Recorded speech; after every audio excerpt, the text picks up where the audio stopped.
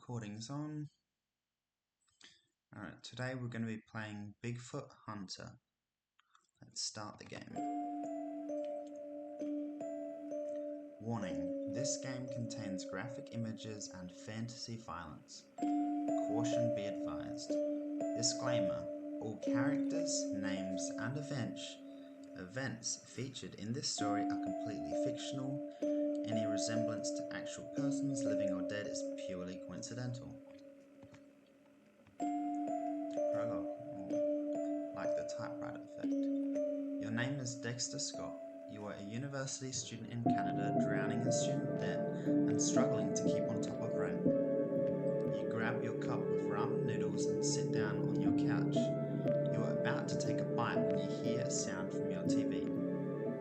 Incoming broadcast. Just coming in, the remains of the family four that went missing last Friday have been discovered by hiker Mark Falkenberg.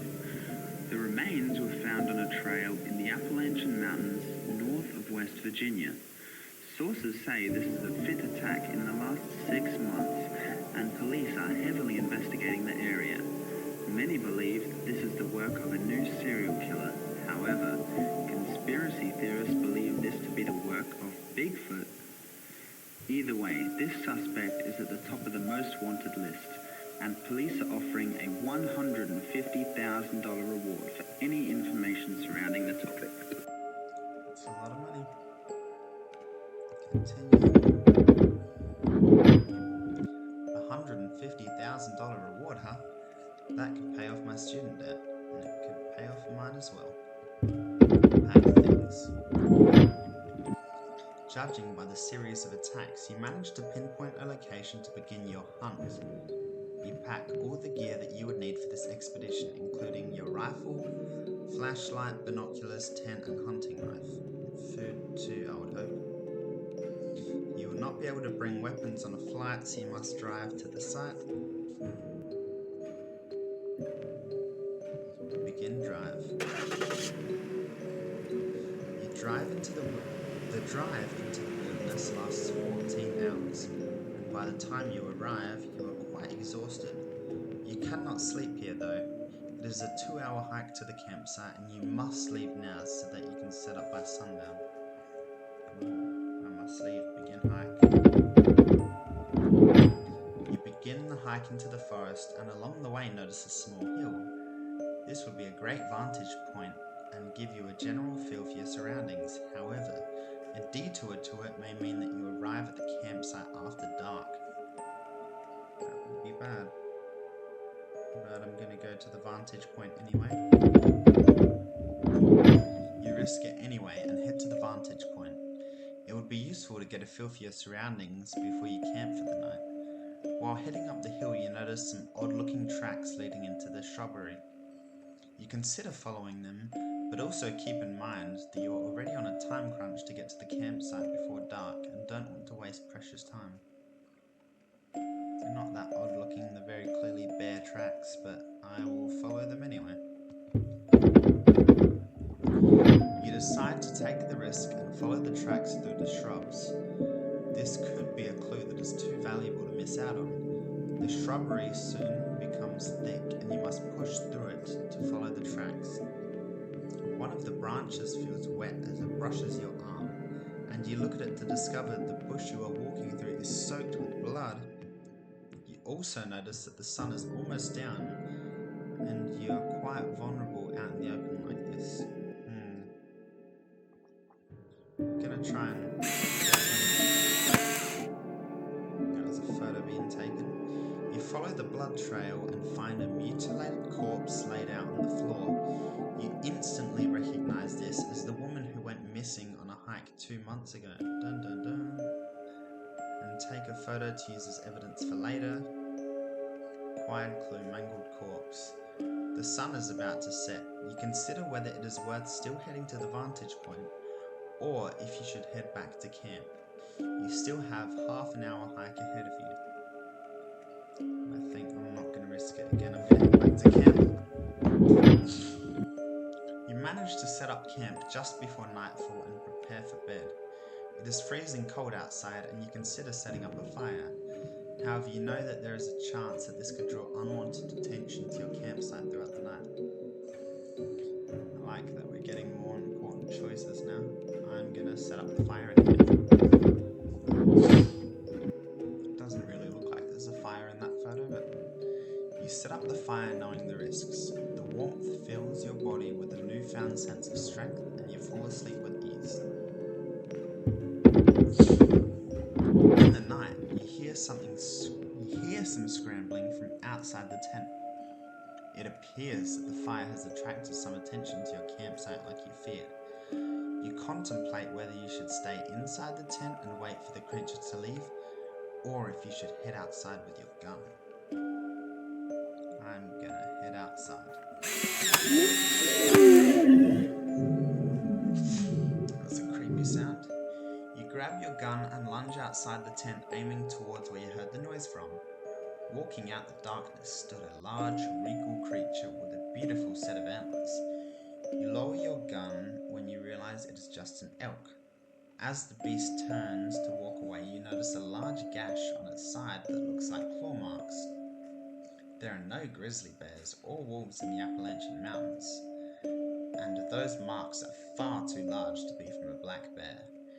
You decide to take a photo of the wound as evidence. Acquired clue number 2, claw marks. I wonder if we can collect all the clues. You decide to head back to bed. Don't have much other choice. You feel paranoid through the rest of the night and do not manage to get back to sleep. During the night, the fire goes out and you go back to feeling freezing. By the time the morning comes, you are drowsy and shivering. Leave tent. You struggle out of your tent and are greeted by a cold morning dew. You eat some of your rations and drink the last of your water. Still thirsty, you consider trekking downhill to the river to refill your flask. However, part of you wants to go take another look at the clue you found earlier. Probably should have just brought water on his trip. I'm gonna take a look at the clue. You head back up the hill to the shrubs where you found the footprints and followed them to the thick bushes. You part the bushes to find drag marks from where a body had been. The drag marks lead up to the entrance of a large cave, and you are forced to make another decision. Explore cave or head back down to the river. Well, we're here to kill Bigfoot, so I'm going to explore the cave. You follow the drag marks up to the cave but do not find the body. The cave itself is empty aside from the skeletons of some old deer. You decide to return to the cave at night to see if anything returns. As you exit the cave, you see a plume of smoke in the distance. With no further leads, you decide to investigate, filling up your flask on your way past the river. Alright. You decide to trek downhill towards the smoke you could see in the distance. Once down at the river, you can see an assortment of animal tracks leading up to the water edge. Among them are those that belong to a black bear, a wild boar, multiple deer, and one set of tracks that look vaguely human. You decide to check out the smoke first, then we'll return to follow the Bigfoot tracks afterward. It would be nice if we just had the option to choose here, but... I do love the images for these pages. You head down river to where you spotted the smoke until eventually you had to hike to the forest. After what felt like hours, you find a clearing in the trees occupied by a run-down wooden cabin with smoke bellowing from the chimney. You decide to investigate further. The outside of the cabin is lined with large sets of claw marks as if something was trying to break inside, and the window is slightly ajar. You contemplate whether you should break in or head back to the riverside to look at those tracks. Just looking at that cabin makes you feel a chill down your neck. I'm gonna break in.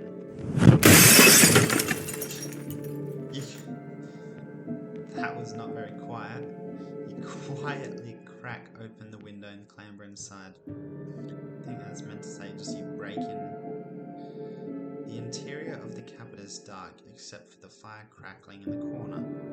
The inside of the cabin is laden with the same claw marks that you found on the outside, and the furniture is completely destroyed. Hanging from the wall, you notice a grappling hook. Sorry. You consider stealing it, but also consider that you might not be alone. I'm gonna steal. You quietly slip the grappling hook into your backpack. As you do, you hear a heavy breathing in the room with you. I'm gonna investigate. You quietly peek at the source of the noise. You didn't see it before, but by the fireplace laid a large humanoid figure. I don't know how you could miss that. They appeared naked and were so skinny that you could see their rib cage tearing their skin. You couldn't make out their face in the darkness, but you could see that they were bound by ropes and their feet were nailed to the floor. Gonna get a closer look. You move in closer to the figure and notice that it is an old, skinny woman. You start to notice oddities with her. Her limbs were elongated and her head was hairless. Not really. This wasn't the Bigfoot you were hunting, and you felt a chill down your spine that told you shouldn't leave. The plot thickens. I'm going to take a photo. You raise your camera to take a photo of the woman. Click. Acquired clue 3, naked person. The sound and flash from the camera wake the woman up, and you watch her slowly rise. I am going to run. You bolt towards the window of the cabin and exit the way you came. The woman tries to follow you, but is unable to escape, and you make it to safety. Sorry. Eventually, you manage to retrace your tracks from before and find the footprints that you found by the riverside. Maybe I can find some more clues. You managed to rediscover the tracks you found before. They looked human but were far too large. This had to be from Bigfoot.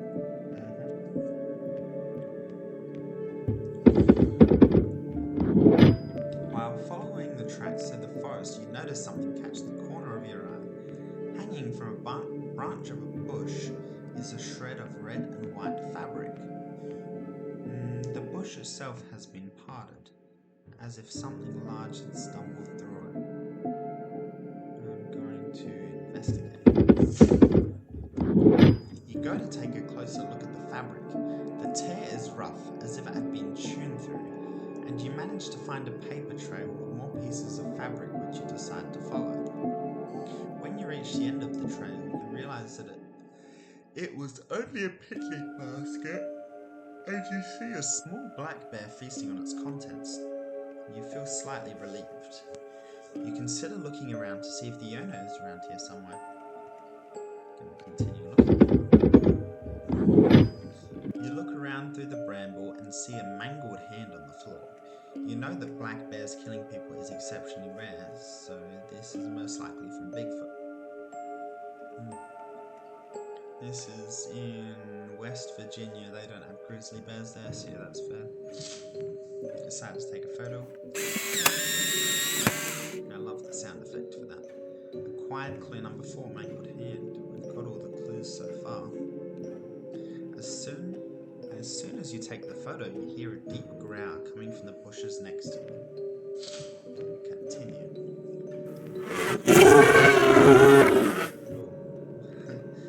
Out from the bushes walks a big mama bear, clearly agitated that you were so close to her cub. I've got to apply real world knowledge here. If it's black, fight back. If it's brown, lay down. If it's white, say goodnight. So I would say fight, but it does have a cub. So I think I'm just going to hold my ground. You freeze in place, hoping that it won't see you as a threat.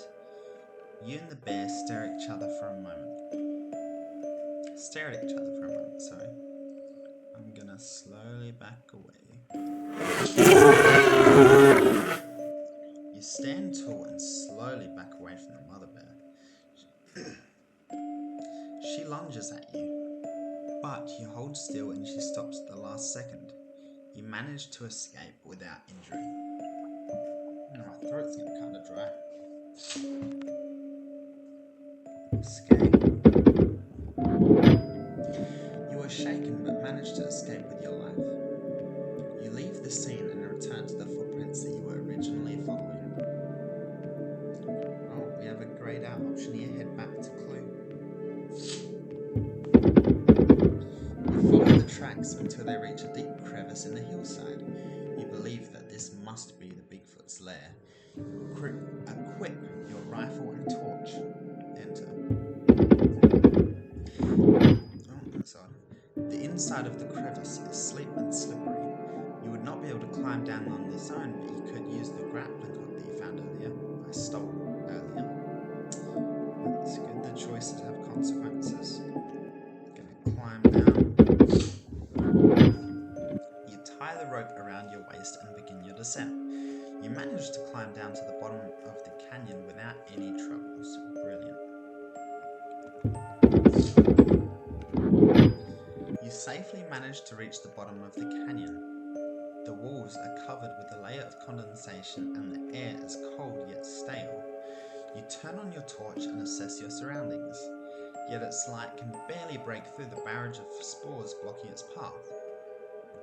You can see some markings on the wall that draw your attention. Do I get to see them? You squint to make out the writing on the walls. Hunger. How ominous. You take a photo for your repository. Click.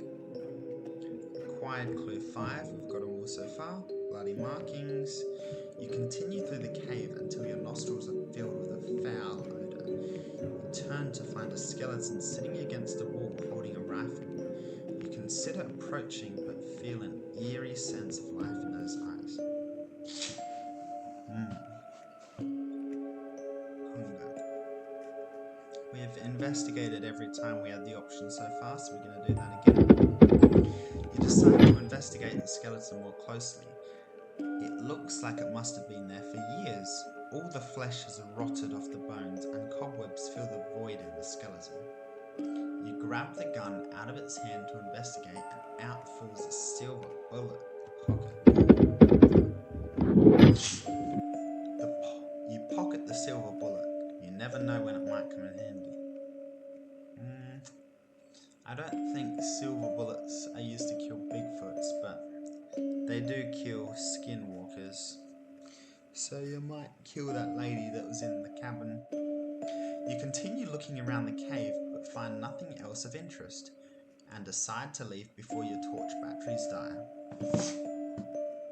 You exit the crevice and need to create your next plan of action.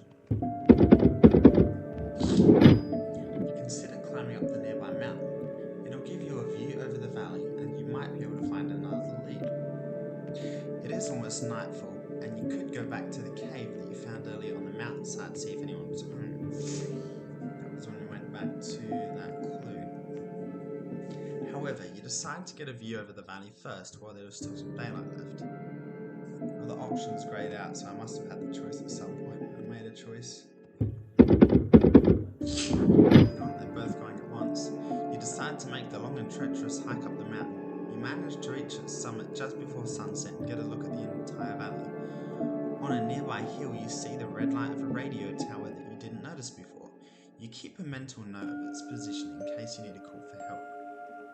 In the distance, you manage to see your camp on the forest floor, however something seemed off with it.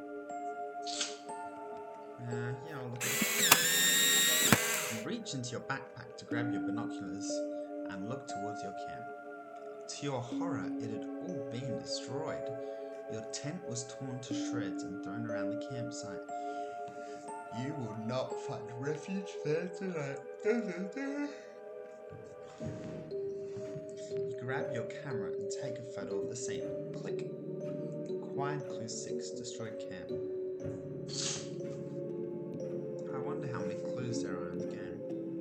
Continue to cave. back downhill to the base of the mountain where the cave was. As you get closer to the mouth of the cave, you start to hear distant murmuring and see flickers of orange light. You quietly close in using the bushes as cover and manage to make out a teenage boy sitting in the cave by the fireplace, wearing a camera strapped to his head.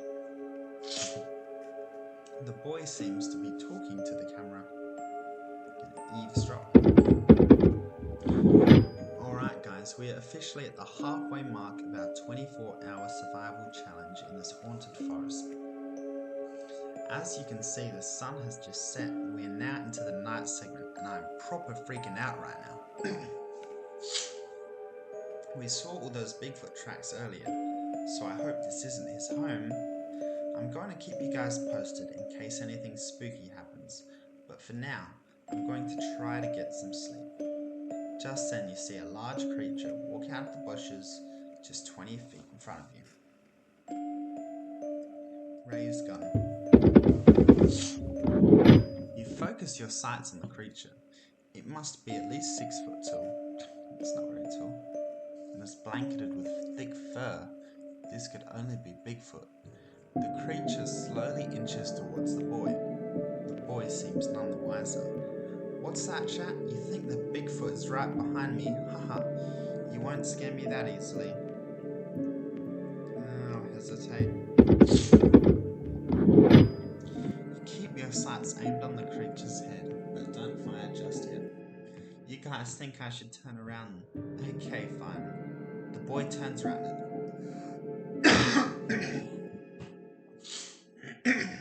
The boy turns around as the creature lunges towards him. Hesitate.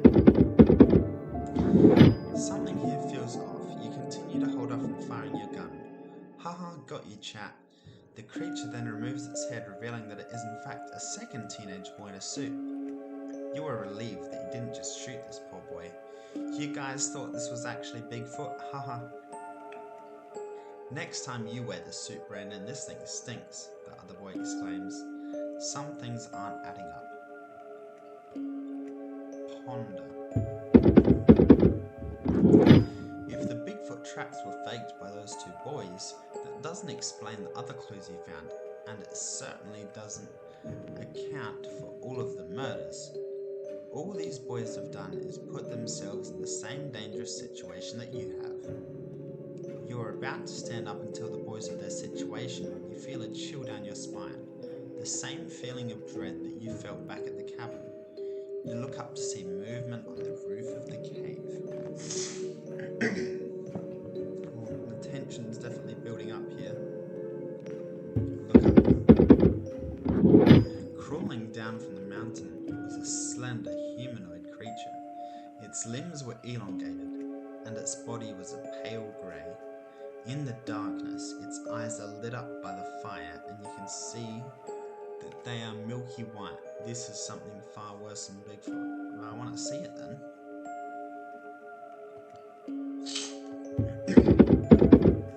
The beast launches itself from the roof of the cave at lightning speed, grabbing the boy with the camera and ripping his head off in an instant.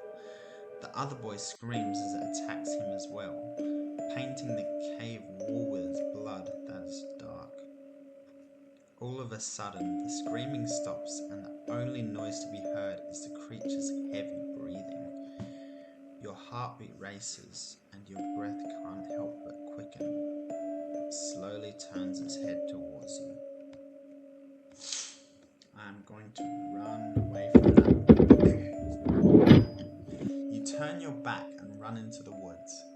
The sun has fully set by now, and you are running in complete darkness. You can't make out any sense of direction and are terribly lost. But all that matters is that you escape this creature. I feel like we're going to die unless something happens here. Turn and shoot, keep running. It's said that all that matters is that you escape this creature. If you turn and run, I feel like it will just catch you. I'll keep running.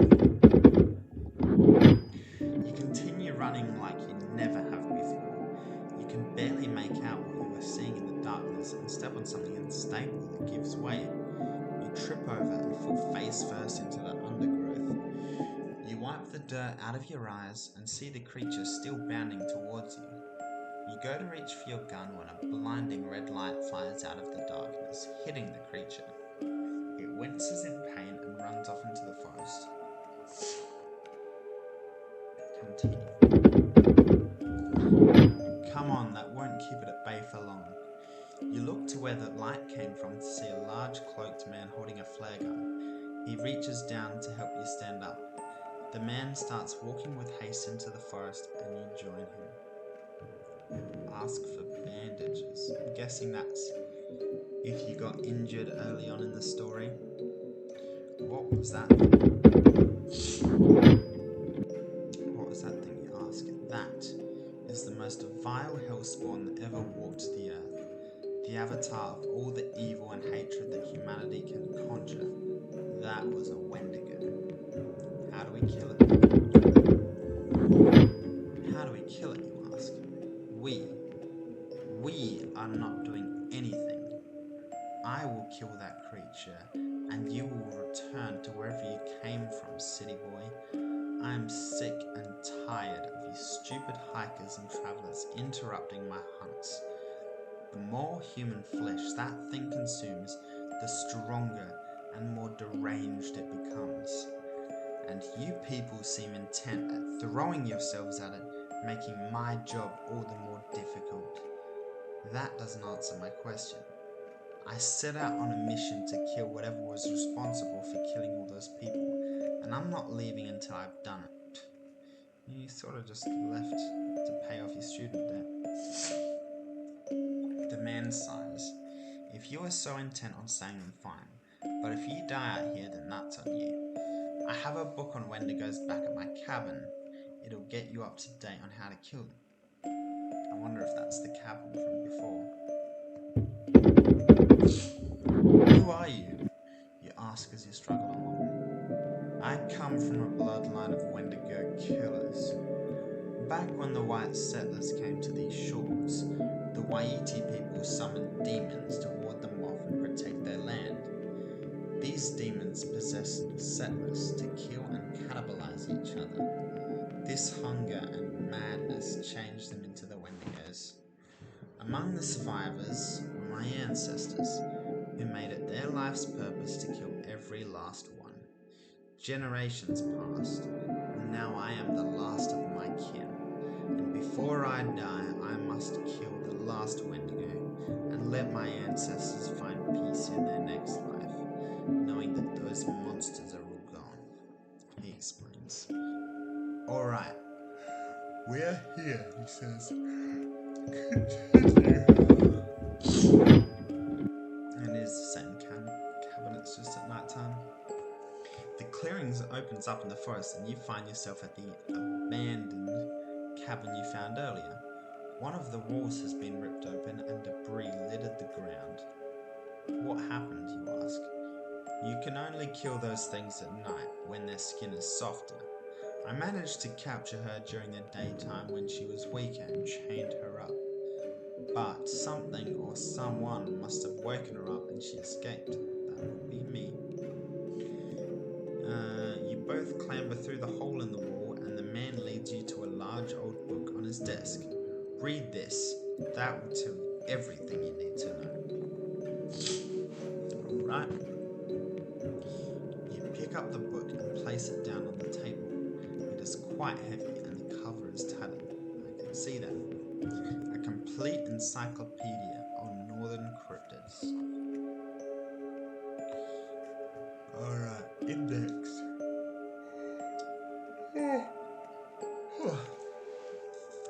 Bigfoot, Chupacabra, Champ, Flatlands Monster, Fresno Nightcrawlers, Hoday, Jersey Devil, Loveland, Frog, Mothman, Knot Deer, Ogopogo, Pukwudgie, Skunk Ape, Snallygaster, Thunderbird, Wendigo. Last but not least, the Wendigo. This is the most abhorrent of all the cryptids that I have come across with. When a human is so desperate and hungry that they turn to cannibalism, The demon spirits of the Waiti people consume them. Any goodness in humanity is stripped away from their body, and all that is left is the vileness and evil that humans have to offer, fueled by a never-ending hunger that can only be satiated by human flesh.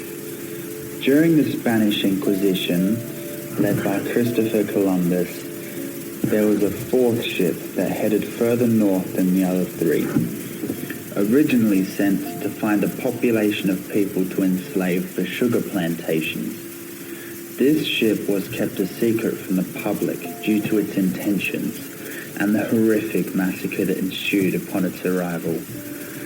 Survivors report friends turning on friends, sailors turning on their captains, and there was even a report of a mother turning on her own children. Once turned, the people's limbs elongated, their muscles condensed, and their skin hardened like concrete. Consuming people made the creatures stronger and heightened their hunger even more so, making them more dangerous with each victim they claim.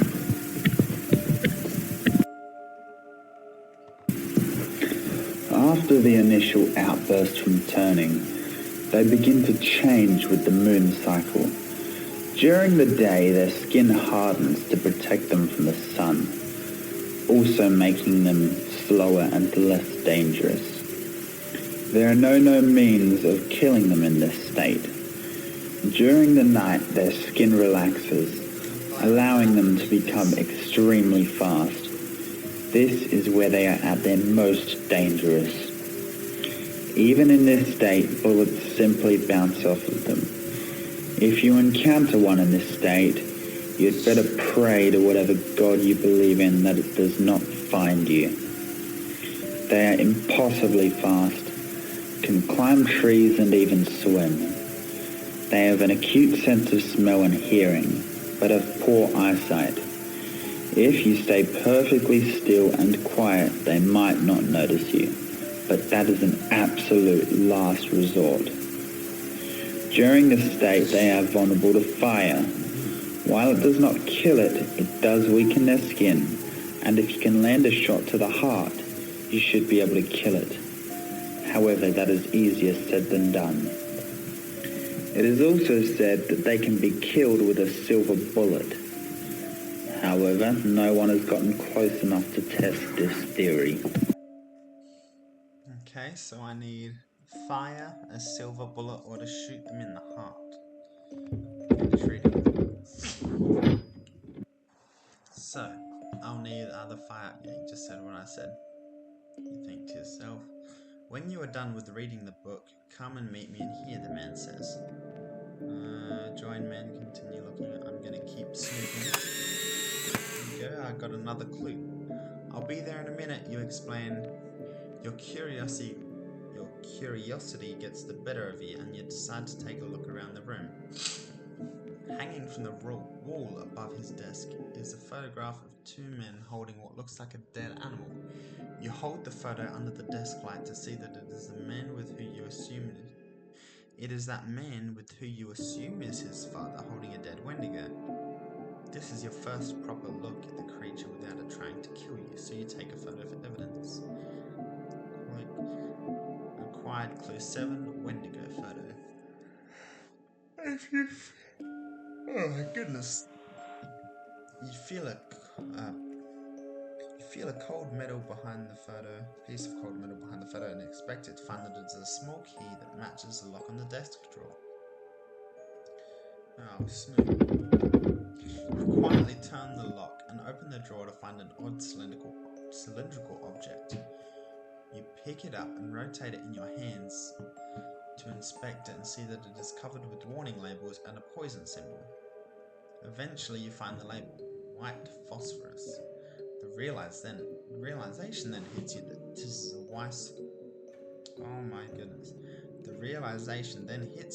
is a white phosphorus grenade. Keep pack pull pin. I'll pull the pin. Your intrusive thoughts given, and you decide to pull the pin, and it falls to the floor. Click. Just in that moment, the man walks into the room. What do you do? The room explodes with white fire and your flesh melts off of your body. These harsh mountains claim the life of yet another adventurer who overestimated themselves. It takes months for the police to discover what remains of your corpse, but it does not help with the investigation. You died for nothing, and the creature will continue to claim more lives. That is dark. Alright, well, let's see if we keep it. You decide to keep the grenade and return the picture with the key to the wall. You never know when it might come in handy. Join man. You join the man in the room where he has a map open on the table. Okay, here's the plan. Each night, the Wendigo patrols through this path. So when the man is interrupted by a high-pitched scream coming from outside the cabin. She's here, the man exclaimed. He grabbed his shotgun and walked with haste out of the room. Wait right here. I'm going to kill her before she escapes me again. The man exited the building, followed by a long silence. Smash. The silence is broken to the sound of a window breaking. You head into the other room to find what had broken it and were horrified at what you found. On the floor was the head of the man that had just left. In that moment, all of your sense and safety and security had vanished. If he couldn't kill that thing, what chance did you have? You look out of the hole in the window and see a pair of white eyes looking back at you. Yeah, that's terrifying. Run, hide, shoot. I wonder why the option to shoot is grayed out. Said hide should be a last resort, so I'll try running. You leap out of the hole in the wall and run towards the forest. You are halfway to the tree line when you hear the Wendigo following closely on your trail. I'm gonna use the grenade. You pull the pin on the white phosphorus grenade right before it explodes and throw it at the Wendigo. The beast is engulfed in a burst of white smoke and fire as it screeches in pain. You have the opening you need and decide to run to the radio tower that you spotted earlier. I would shoot it again, but I guess we'll go to the tower. The run to the tower feels much longer than you anticipated, and you can hear the distant screams of the Wendigo as it follows your trail. Eventually you make it to the base of the tower. I guess I missed a flare. I'll climb up to the top of the ladder must have been 50 feet, and by the time you are halfway up, the Wendigo reaches the hilltop. It then continues to climb up the tower much faster than you are. Alright, I'll use the silver bullet. You load the silver bullet into your rifle and turn to shoot the Wendigo. You miss its heart but still manage to hit its chest. It screeches in pain and falls down to the bottom of the tower. You have the opening you need and climb to the top as fast as you can, closing the trapdoor behind you. Once up on the platform, you see the radio that you could use to call for help and a flare box. The lock on the trapdoor also will not last for long. I'm gonna run to flare box. With the trapdoor shut, you run over to the box and open it. Inside is a flare gun and a red signal flare ammo.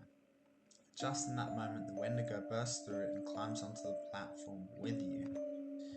Fire. You fire the flare at the Wendigo and its skin catches on fire instantly.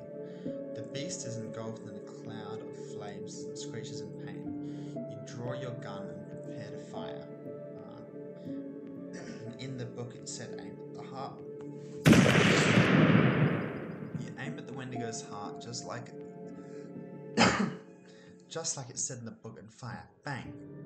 The beast falls to the ground, its legs quiver momentarily, then it becomes completely still. You